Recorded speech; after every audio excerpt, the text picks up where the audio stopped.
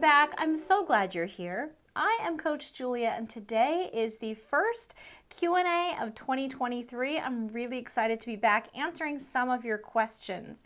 So I've pulled a few questions from the comments that you guys leave down below the videos that I thought would be interesting to respond to in a way that a lot of you could see, rather than responding individually with a little message. I'm gonna answer them verbally, so you all benefit from the answers. Now, if this is something you like, I am going to be doing some live Q&As that you can have access to through my Patreon. Each one of them is limited in how many people can be on a Q&A, so you want to get your spot. But this is something where you can chat with me in real time. We're going to be doing it via Zoom.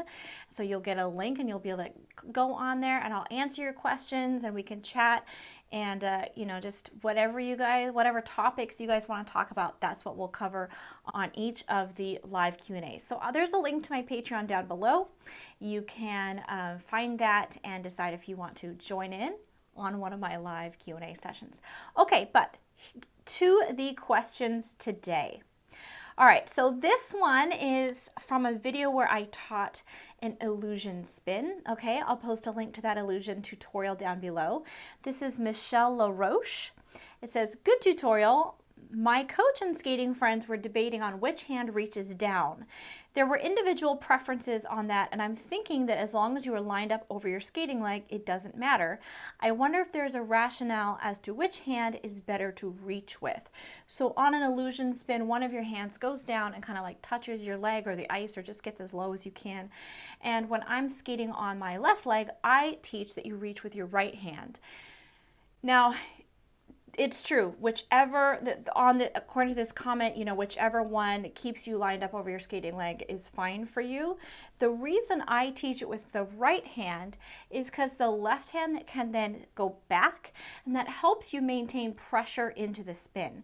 So when we keep that left side engaged in the spin, it helps us keep rotating and keep speed. Now, so if you imagine you're going this way, right hand down, left hand back, and that left hand is then pushing into the rotation of the spin. So that is my rationale, but yes, whichever hand you want to reach is fine as long as it keeps you centered over your spinning side. Okay, this next question is from Sarah Beringer.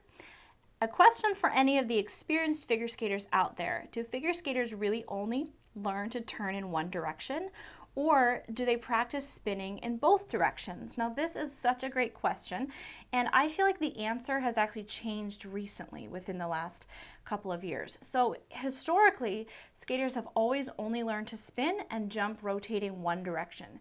So I am right-handed. That means my dominant spinning direction is going to be to go counterclockwise. So this is how spinners and jumpers have always done it. They rotated their dominant way. So that has this is going to be changing though, because with the ISU rules, one of the ways that you can get a level 4 feature on your spin, so a high feature on your spin, is to spin in a position one way and then immediately follow that by spinning the other way. So say you did a camel rotating counterclockwise on your left foot and then step out and rotate clockwise on your right foot. That is going to give you a higher status for your spin. So you get more points for that in the ISU spinning judging system nowadays. So I think we're going to start seeing a lot more skaters learning to spin both directions. It's not dominant yet. We don't see that a lot yet, but I think we're going to start seeing that more and more. Next question. This is from No BS. They say, "Love learning from your videos. They're a great resource." I'm glad you think so. "My 1 foot spins always end up looking like really tight 1 foot backward circles round and round rather than a true spin. Will these exercises help with that? Am I coming off my rocker? No pun intended." So this was on a spin tutorial video. I can post a link to that tutorial down below. So the thing about a spin, now I can't see what your tracing looks like, all right? So, but it sounds like if you're making really tight circles round and round, that is what a spin should look like. It shouldn't look like a little pivot point. It should look like little circles. fact, I'm going to head to the rink and I'm going to film someone doing a good, proper, centered 1 foot spin so you can actually see how that tracing should look on the ice. So I have Coach Paolo here, and he is going to demonstrate that 1 foot spin for us so we can see that circular motion he's actually making with his foot. We're going to go ahead and put this in slow motion now. So you can see his foot is actually traveling backwards in circles. He's not twirling up on his toe pick. I know a lot of people imagine that's what a spin is going to look like, but his skating foot is actually traveling backwards slightly on his inside edge, making a circular pattern. So when we look at the tracing on the ice, we can actually see that there's small circles being traced into the ice, not a kind of twirling motion that you might imagine on your toe pick. Okay, so I hope having seen that tracing, having seen that spin, you get a good sense of what your spin should look like. If it is tight, really, really tight, it means you're too far up on your toe pick, okay, and you're too close to toe, and it's not a proper circular spin. And if it's huge, it means you're leaning too far on your inside edge for forward spin or your outside edge for backward spin. And so it's creating this really large circle. So if you're really nice and tall and upright and on the correct edge, you should be able to make really nice tracing in a circular motion. And that's what you want for your spin. So I hope that gives you some clarity. This next question is from Tamara Carrera. I don't know if I pronounced that right. I hope it's close. I'm not sure why, but I can only do my outside or inside forward 3 turns from a standstill, but never while gliding. Okay, now this is a very common problem when you're learning your spins. You can stand still and push right into that 3 turn, but when you try to skate into it, that 3 turn just does not happen. Again, common problem. The nice thing is when you're at a standstill, you can push into your edge. So say I'm trying to do a right forward inside, I can be on that edge to start with and push onto that edge. That helps me make that turn happen easily. But when I'm skating, I'm not automatically on that edge, and it's harder to control that edge with speed.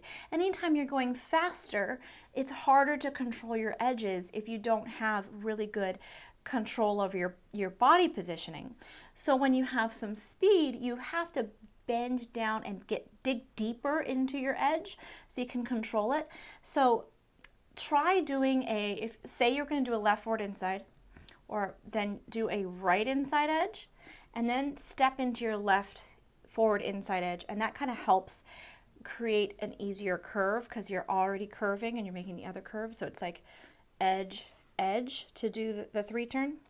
But the main thing you need to know going into any 3 turn when you have some speed is you have to get deeper into your knees so you can maintain the edge properly. And you have to have really good upper body control. Okay, so line that body up, really get a good twist in your waist, get over your circle, right? If you're doing an outside edge, get over that outside edge circle. But so you want to think about a deep knee bend, good edge control, and then getting your upper body twisted and over the circle that you're trying to skate on to start the 3 turn. Okay, next question is from Pearl. When is a skater ready to try a catch spiral? Back before COVID, when I saw a coach every now and again, we were working on curved spirals, but she was very surprised by my flexibility.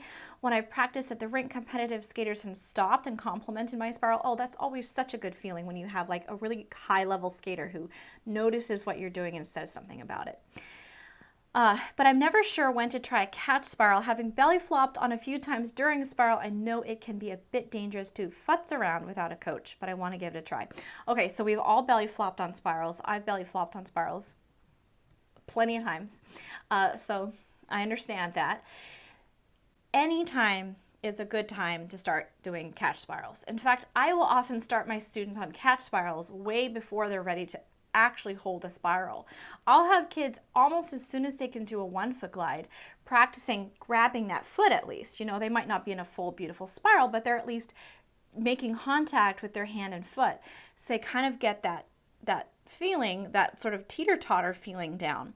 So I'd say go for it, but start easy. Don't pull it up all the way as high as you can. Make sure you have that other hand out there in front for balance, like so that you have that seesaw motion. You can keep one hand out there to balance your leg weight out. But as soon as you can do a 1 foot glide, you can start practicing at least grabbing your foot. So if you have good flexibility and a good spiral, go for it. There shouldn't really be anything holding you back. Maybe some fear, but we always have to work through that fear. So push your hips back, get your hips back behind your toe pick so you don't belly flop. Get your other hand out there to balance out, so you have a nice balance on your catch spiral, but go for it. This next question is from Shagandaz. I think maybe a joke on Haagen-Dazs, the ice cream company. It's kind of funny. So they left this comment on a Tstop tutorial. It says, I tried to do this and accidentally stepped on the back of my blade and ended up falling. Been there, done that. Any tips for judging the distance between the front and the back? Okay, so yes, stepping on the back of your skate during a Tstop is actually a fairly common problem. I have students do it all the time. I've done it. It is always such a surprising fall because you're skating along and all of a sudden you wipe out. So I recommend, so if this is your skating foot, bring your foot in from the back, not down. If you bring your foot in down to stop, so you're traveling this way, imagine you're traveling this way, your skate is going here, bring your stopping foot in from behind, okay? Because that way you can't step on your own foot. If you bring it down, you're very likely to step on that heel of your blade and then you're going to wipe out when you try to stop with it. So bring it, give yourself a decent distance, a foot to 6 inches, and then pull it in from the back. And that should solve the Tstop falling problem. Okay, the next question is from, oh my goodness, I don't know how to say this. Y1ANG, Y-E-1-A-N-G. Someone needs to tell me in the comments how to pronounce that because I am not sure. Anyway, they say, I can do the 1 foot spinning better because when I'm spinning on 2 foot, I feel like I'm stopping myself. Can you maybe tell me why? Because I've been training 1 year now and still can't spin with 2 foot. Okay, so this is a problem that I do see with my students sometimes, that they have an easier time on 1 foot because then they only have 1 foot to control and it's easier to find the correct edge on a 1 foot sometimes. So often what happens with a 2 foot spin is your feet are moving around. You can't control both of them and that causes you to stop. You also sometimes will spin with your heels together instead of your toes. So when we spin a 2 foot spin, we should have our toes facing each other. That helps us put us up on our rockers. So we're on that smaller part of the skate that spins easily. If we put our heels together, that puts us back on our heels, and the back of our blades are flat. They don't have that rockers, they're very flat, and those edges can stop us. So every time I have a student who spins with their heels together, they will stop because those blades, there's too much blade contact on the ice. It causes too much friction and it stops you. So that's the main reason I see people not able to spin on 2 feet is because those heels. So we have 3 main problems. You could be moving your feet around, you could have your heels together, or you could just be leaning really hard on those inside edges, and that can cause you to stop as well. So I would check those 3 things, see, am I moving my feet, am I spinning on my heels, or am I leaning really hard on my edges? Because those are the 3 main things I see when people cannot do a 2 foot spin. Okay, skaters, I hope you enjoyed the first Q&A of the year. Hope you got some good answers out of that. Once again, I do these Q&As live through my Patreon. So if you want to chat with me, you can head over to my Patreon. There's a link down below. You can get one of those live Q&A spots and you can chat with me. If you have a list of questions, I'm happy to answer as many of those questions as possible.